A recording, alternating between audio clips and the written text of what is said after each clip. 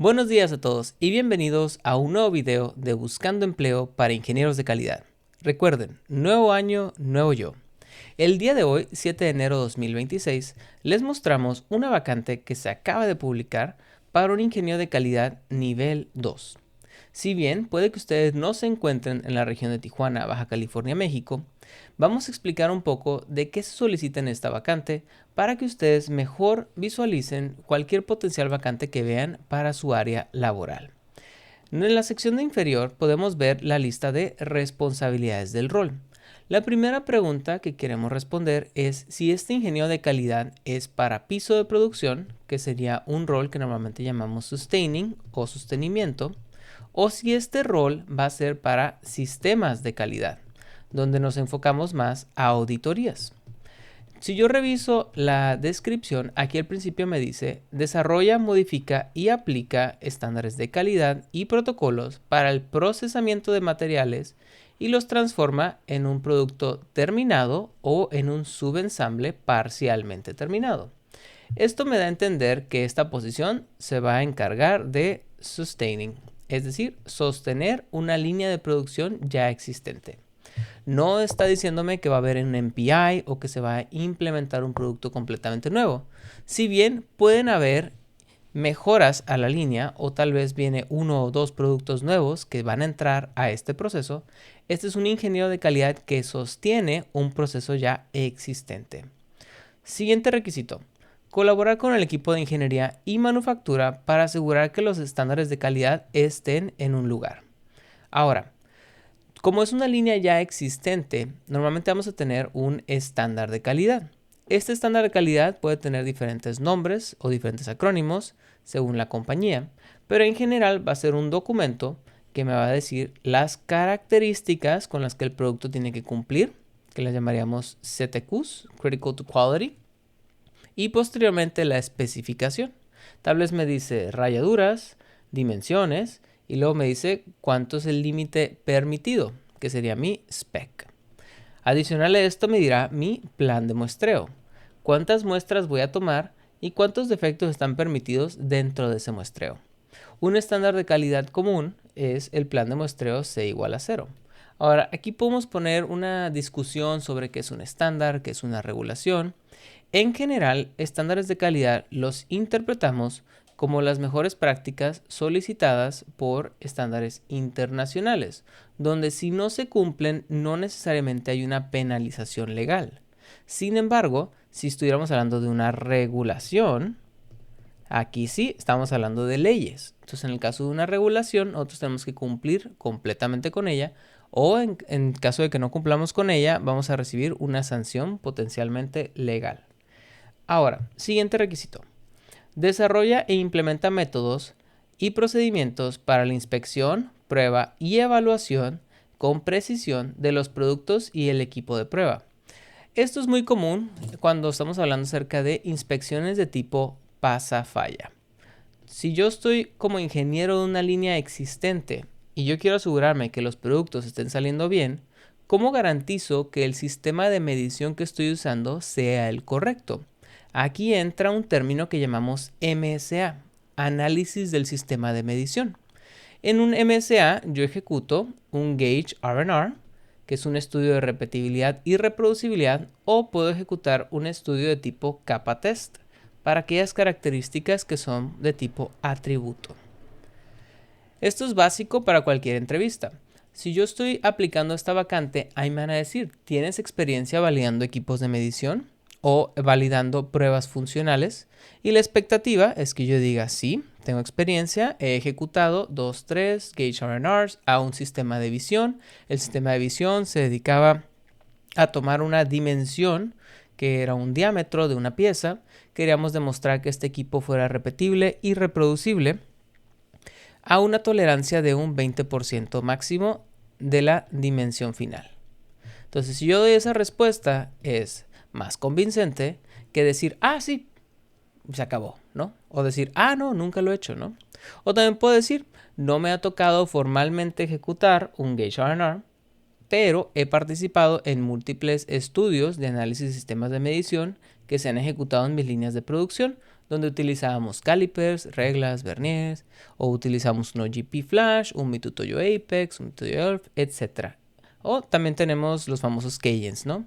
Un Cayennes IM6225, que es un equipo para tomar dimensiones también, un chatillón, un pool tester, etc.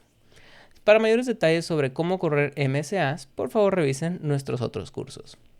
Ahora, siguiente requisito básico.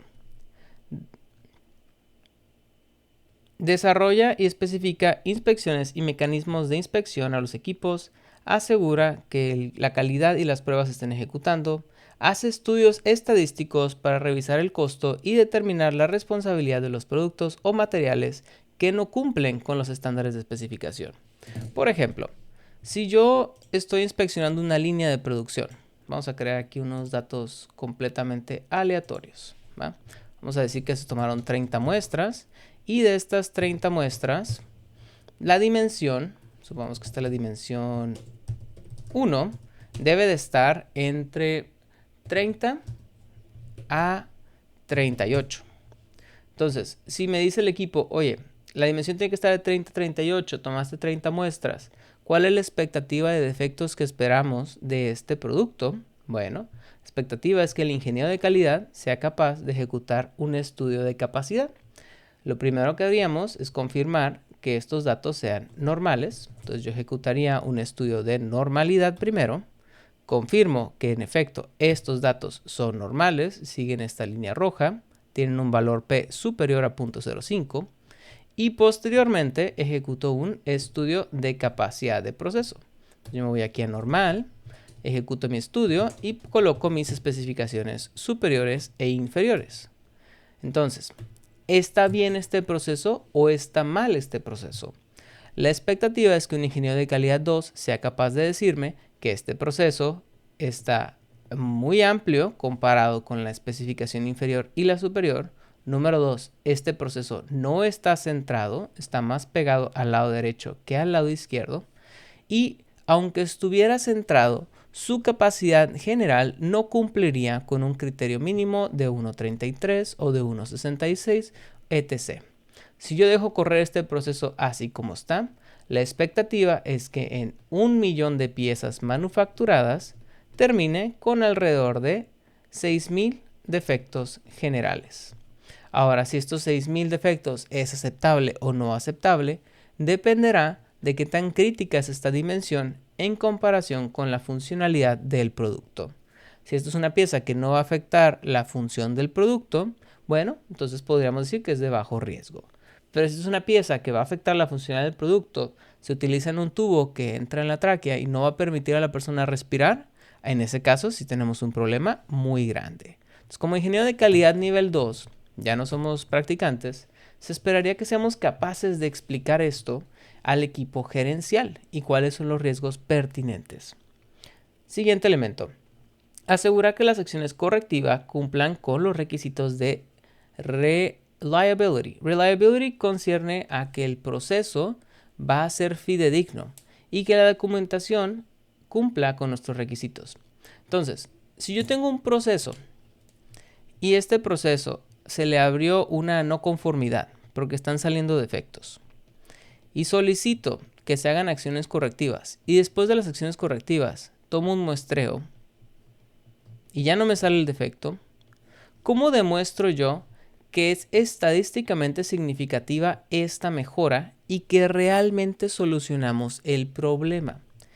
¿Qué tan bueno debe ser el proceso y cómo garantizo que estoy cumpliendo con ese estándar? Entonces, cuando yo tengo un proceso y digo, quiero máximo un 1% de scrap, ¿cómo demuestro que me mantengo en ese 1% de scrap? Por ejemplo, si tuviera un proceso, vamos a crear aquí unos datos aleatorios. Vamos a crear aquí una distribución sencilla, ceros y unos, que sería una binomial. Vamos a decir que se tomaron 30 muestras y la probabilidad de un defecto anteriormente era del 15%. ¿Va? 15% defectuoso. ¿Okay? Supongamos que el equipo va y supuestamente hace mejoras y tomo mi segundo muestreo. ¿Okay? Cada 0 representa una pieza buena, cada 1 representa una pieza mala. Voy a proceder a contar cuántas buenas y cuántas malas tiene cada proceso. Ahora, el primer conteo tuvo 4 defectos. El segundo conteo tuvo 5 defectos. El segundo conteo salió peor. Pero la pregunta ¿es que el proceso empeoró o es que más bien se mantiene dentro de lo normal esperado? Entonces, ¿cómo demuestro estadísticamente si hay una diferencia entre este resultado y este resultado o si es pura, simple aleatoriedad? Bueno, para hacer eso, yo ejecuto una prueba de proporciones. Voy a comparar la proporción de los datos de la primera columna contra la proporción de los datos de la segunda columna. Y en ese momento, en base a este valor P, que es superior a 0.05, confirmo inmediatamente que no hay una diferencia estadísticamente significativa entre el resultado del primer muestreo y el segundo muestreo. Es pura aleatoriedad. Caso contrario, si hubiera tomado el muestreo, vamos a agarrar aquí, vamos a volver a hacer una serie de datos, vamos a colocarlos en la columna 3 y vamos a hacerlo menos defectuoso. Muestreo 4. Vamos a proceder a revisar la 1, la 2, la 3. Podemos ver que el tercer muestreo no tuvo defectos. Pero ¿cómo demuestro que esto es estadísticamente significativo? Bueno, nuevamente una prueba de 2 proporciones. Comparamos el primer muestreo contra el tercer muestreo. Y aquí puedo ver un valor P menor a 0.05, confirmaría que sí hay una diferencia. Ahora, hay diferencia entre la aproximación normal y la aproximación de Fisher. Importante tomar en cuenta. ¿Por qué? Porque solamente estoy tomando 30 muestras. Para características de Pacifier, normalmente recomendamos un muestreo más amplio, dependiendo del nivel de la mejora. Pero otra vez, eso ya son detalles más técnicos. La expectativa entonces es que nosotros utilicemos este tipo de herramientas de proporciones para demostrar si el estado original es peor, mejor o igual al nuevo estado, que es el que vamos a llamar mejorado. ¿Cómo demuestro estadísticamente que realmente una mejora? ¿Y cómo garantizo que esa mejora cumple con los estándares de la compañía para características de bajo riesgo, medio riesgo y alto riesgo? Que normalmente todo esto provendría de un PFMA. Muy bien, siguiente solicitud. Puede que se especialice en las áreas de diseño, en recibos, control de procesos, evaluación y control de inventarios o investigación, conforme sea necesario. Es decir, si bien yo soy un ingeniero probablemente de un subensamble, voy a tener que ir a revisar cómo está corriendo el almacén, cómo se reciben mis materias primas, porque ahí yo podría tener defectos también. Es posible que en marzo, abril, mayo empiece a tener un defecto que no se presenta en invierno. Bueno, si yo reviso el almacén, tal vez me dé cuenta que mi producto se está almacenando en una zona de alto calor. Entonces, en esta zona de alto calor, cercano al techo del almacén, donde es una lámina, se calienta y mi producto está empezando a sufrir un daño térmico. Bueno, estas son cosas que no se verían si nada más estuviera en la línea todo el tiempo. Entonces buscamos que un ingeniero de calidad sea capaz de ir a investigar y confirmar que todo esté funcionando correctamente. Esos son los principales elementos. En resumen, se buscaría que un ingeniero de calidad nivel 2 en una entrevista pueda explicar validación de sistemas de medición, que es MSA, estudios de capacidad de proceso, que son CPKs, planes de muestreo, que sería AQL y RQL. Se esperaría que el ingeniero sea capaz de explicar normalidad o no normalidad, que significa que un dato cumpla o no cumpla con una forma en campana o que no cumpla, que tenga una forma un poquito diferente. Uy, esta no me salió, sería un poquito más así. Y cómo nos garantizamos que las acciones correctivas, que sería Corrective y Preventive Action, realmente fueron efectivas. Entonces esperaríamos en general que un ingeniero sea capaz de hacer todos estos estudios, ya sea con Minitab o con algún otro programa de análisis estadístico como JMP. Es importante recalcar que este tipo de estudios normalmente no se ejecutan en Excel, ¿no? Algunos ingenieros tratan de hacer o repetir esos estudios en Excel, pero resulta demasiado complicado, ¿no? Tenemos que recrear la lógica y luego todavía validar que la hoja de Excel no tenga typos. Entonces, les recomiendo más centrarse en un programa de análisis estadístico. Muy bien. Si revisamos los elementos adicionales que se incluyen aquí dentro de la vacante, podemos ver que es una descripción genérica acerca de el proceso en general. Los últimos requisitos que tenemos aquí, tenemos solicitud de un ingeniero industrial, ¿okay? O similar, experiencia de más o menos 5 años, que es prácticamente un nice to have, ¿no? Normalmente tenemos a nivel practicante, son 6 meses a 1 año, es el tiempo de experiencia. A nivel ingeniero de calidad 1, normalmente pasamos 1 a 2 años en esa posición. Y normalmente ingeniero de calidad 2, pues si lo sumamos nos damos cuenta que a lo mucho tiene 3 años de experiencia. Recuerden que recursos humanos siempre va a buscar la mejor persona capacitada para la posición. Si la persona mejor capacitada es la persona que sabe todos los conceptos técnicos necesarios para la posición y que lleva 3 años de experiencia, cumplirá perfectamente. Pero si pueden conseguir una persona con 5, pues lo van a hacer, ¿no? Ahora, si la persona con 5 años de experiencia no aprendió ninguno de los conceptos que les comento, pues no va a ser el mejor candidato. Ahora se solicitan que tenga 3 años de experiencia en el ámbito de calidad, ¿no? Y ahí viene otra vez lo que les comento. Normalmente practicante 1 año, ingeniero de calidad 1, 2 años. Con eso ya suman perfectamente los 3 años solicitados. Experiencia en ISO 13485. Algunos ingenieros dicen, no, es que nunca he tomado un curso en ISO 13485, no sé cómo funciona, ¿no? Y piensan que es algo muy complicado. Bueno, yo les recomiendo que busquen el estándar ISO 13485 y van a ver que simplemente está dividido en cláusulas. Estas cláusulas nos dicen sección 1, el alcance, el propósito del documento, las referencias del documento, las definiciones del documento, y ya para el apartado 5, 6, 7, 8 es cuando ya empieza a hablarnos acerca de los controles de entrenamiento, los controles de compras, los controles de proceso, los controles de validación y los controles de mejora continua o métricos en el proceso. Entonces, realmente no es tan difícil entender ISO 13485. ¿Memorizarlo? Claro que sí, es complejo, pero no se trata de memorizar el estándar a nivel ingeniero de calidad 2.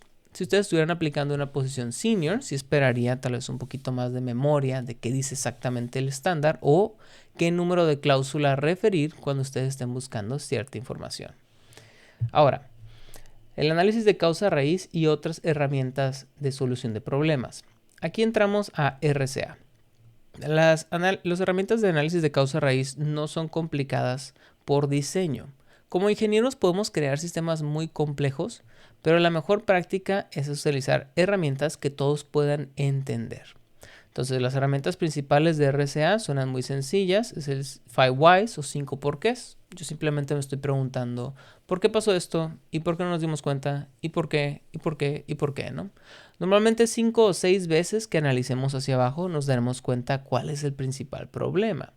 Ahora, que sea cost effective solucionar el problema, eso siempre va a tener que ser revisado por el equipo. Por ejemplo, yo me puedo dar cuenta en una validación que el proceso quedó pegado aquí, ¿no? Y conforme corrió la máquina a lo largo de 1 a 2 años, por desgaste, la curva ya se movió para acá. Ahora, si yo me hago una pregunta básica de por qué salió una pieza fuera de especificación. Ah, ok, pues porque estaba más pequeña que la especificación. Perfecto. ¿Y por qué está más pequeña que la especificación? Bueno, porque el molde la hizo más pequeña la especificación. Ok, ¿y por qué el molde hace piezas más pequeñas que la especificación? Ah, porque está cargado hacia el límite inferior. Y aquí viene lo clave. Si yo me quedo ahí, diría, ah, ok, molde cargado al límite inferior crea piezas fuera. Hace sentido. Pero si lo dejo ahí, nada más voy a hacer una acción correctiva. Y la acción correctiva va a ser ajustar a ceros o reemplazar el componente que ya trae desgaste. Pero eso es solo la acción correctiva. La pregunta es, ¿y por qué se liberó el molde con esta especificación? ¿va? En ese momento yo voy a revisar el procedimiento de validaciones y me voy a dar cuenta que el procedimiento de validaciones, como en toda compañía, se los garantizo después de 10 años de trabajar en dispositivos médicos, nos dice que el criterio es tal vez un CPK o un PPK de 1.33 o un CPK-PPK con un CPK de 2, ¿no? Y suena muy bien, pero en realidad, en estadística, yo podría tener un proceso cargado a un límite inferior. Vamos a decir aquí, vamos a ponerlos en C5. Vamos a agarrar un resultado sencillo para que todos puedan visualizarlo. Vamos a decir 15 y vamos a decir 0.015, algo así. Vamos a decir que la dimensión es de 14.95. 14.95 a 18. Entonces voy a hacer mi estudio C5 y lo voy a analizar de 14.95 a 18. Entonces, este proceso que acabo de crear ahorita, inventado, supongamos que el criterio fuera un CPK de 1 o un PPK mayor a 1. Si yo libero este reporte de validación, cumpliría perfectamente, ¿va? Y me diría el equipo, perfecto, muy bien. Y como todo el mundo ve la tabla de resumen, todo el mundo diría, la característica cumplió, pasa la validación. Pero si yo veo visualmente los datos, me doy cuenta que hay un montón de espacio desperdiciado. Este proceso debería estar aquí, centrado, en medio, pero en realidad está hasta acá, en el límite inferior. Entonces, conforme se desgaste el equipo, se me van a empezar a salir piezas fuera. Esta es la realidad en moldeo, porque moldeo es un proceso muy repetible. Nosotros inyectamos una cavidad con plástico. El plástico naturalmente adopta la forma completa de la cavidad de extremo a extremo.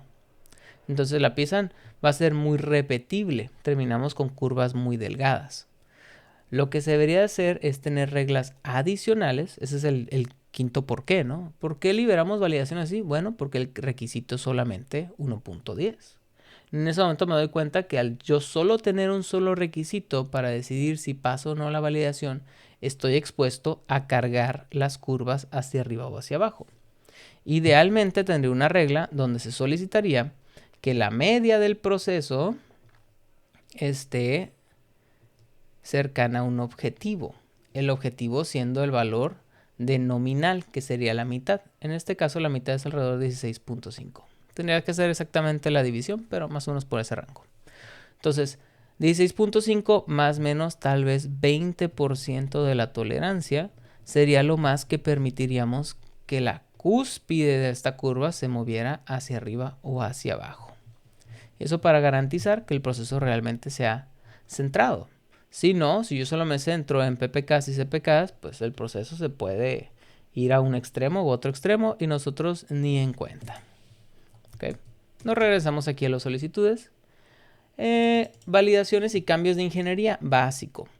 Un ingeniero de calidad va a ser responsable de aprobar ECNs o Engineering Changes, que son los cambios de ingeniería. Es un documento básico donde se describe qué documentos están cambiando y por qué. NCMRs, TMBs, capas y supplier changes. Como este es un ingeniero de sostenimiento, tiene proveedores. Por ende, si su proveedor quiere hacer algún cambio, va a ser responsable de auditar las solicitudes de cambios del proveedor, que normalmente las catalogamos como un Supplier Change Notice, SCN. Los NCMRs son los reportes de no conformidades, donde estamos diciendo qué productos salieron afectados. Aquí debemos ser capaces de definir el problema, contener el problema, hacer una investigación del problema, implementar acción correctiva y implementar acción preventiva. Pero no nos debemos de cerrar ahí. También debemos ser capaces de confirmar que las soluciones fueron efectivas. Esto es algo básico que se solicita hoy en día porque anteriormente nada más decíamos, vamos a implementar esta mejora. Se hacía la mejora, pero no se confirmaba que realmente fuera efectiva y a los 2-3 meses teníamos otro problema. En el caso de los TMBs, ya lo comentamos, es análisis de sistema de medición, MSA. Análisis de los capas, estamos hablando acerca de acciones correctivas y acciones preventivas, al igual del sistema de capas. Es decir, que tengamos algún tipo de entrenamiento en capa líder. Siguiente solicitud, manejo de proyectos. No van a manejar un NPI, que sería una introducción de un nuevo producto en esta posición probablemente. Pero se ocupa manejo de proyectos porque al igual de las responsabilidades del día a día de supervisar la línea de producción, van a tener responsabilidades de mejora continua. El equipo de OPEX comúnmente les va a dar asignaciones o les va a solicitar que investiguemos qué podríamos mejorar. Esos proyectos van a recaer en su responsabilidad como ingeniero de calidad de la línea, por ende se solicita experiencia en manejo de proyectos. También cada no conformidad y cada capa es un mini proyecto, porque tenemos una fecha con entregables, tenemos responsables y tenemos que ir monitoreando el avance de todos los miembros del equipo. Aquí podemos ver experiencia manejando equipos de alta eficiencia. Es decir, si yo voy a ser el supervisor, porque soy el ingeniero, y voy a tener a mi cargo inspectores de calidad, ¿cómo los voy a supervisar? Tengo que tener experiencia en el uso posiblemente del sistema 3. Tengo que tener experiencia en reconocimiento de personal. Cómo me aseguro que mi personal se sienta motivado para hacer su trabajo. Y cómo les consigo los recursos necesarios para operar a su máxima eficiencia. Tenemos que saber inglés. Aquí tenemos aquí una solicitud. Y eso es bastante básico. Al ser compañías americanas, vamos a hacer documentación en español y en inglés y vamos a estar dando conferencias o juntas también en español y en inglés. Por último tenemos conocimientos de Lean Six Sigma. Lean Six Sigma normalmente lo definimos como una combinación entre una filosofía Lean y la filosofía de Six Sigma. Dentro de la filosofía Lean nos referimos a la eliminación de los mudas o los 7 desperdicios. Y en el caso de Six Sigma nos referimos a un proceso con capacidad mayor a 2, donde, teóricamente hablando, generamos 0 defectos. Aquí los puristas de Lean Six Sigma me dirán que nunca es 0 defectos, es 3.4 defectos por millón de parte, pero esto ya contempla un Sigma Shift. Que ya son cuestiones otra vez más técnicas. Para mayores detalles, revisen nuestros cursos enfocados a Lean Six Sigma. Y eso es todo. Si se dan cuenta, se solicitan múltiples elementos básicos para hacer la función de un ingeniero de calidad. Si ustedes sienten que alguno de estos elementos actualmente no lo están cumpliendo, pueden revisar nuestra lista de cursos que está disponible en kusum.mx. Aquí en la sección podrán revisar cualquiera de los cursos que sea de su interés. Todos los cursos se ofrecen en modalidad Estudia a tu ritmo, donde ustedes pueden simplemente completar las lecciones y mandarnos algún correo en caso de que tengan alguna pregunta relacionada con los temas de la lección. Sin embargo, todos los temas se han hecho de tal manera que sean fáciles, digeribles y autodidactas. Muy bien, eso concluye nuestro curso. En caso de comentarios, favor de contactarnos a info@kusum.mx. Muchas gracias a todos por su atención y excelente inicio del año. Ustedes pueden.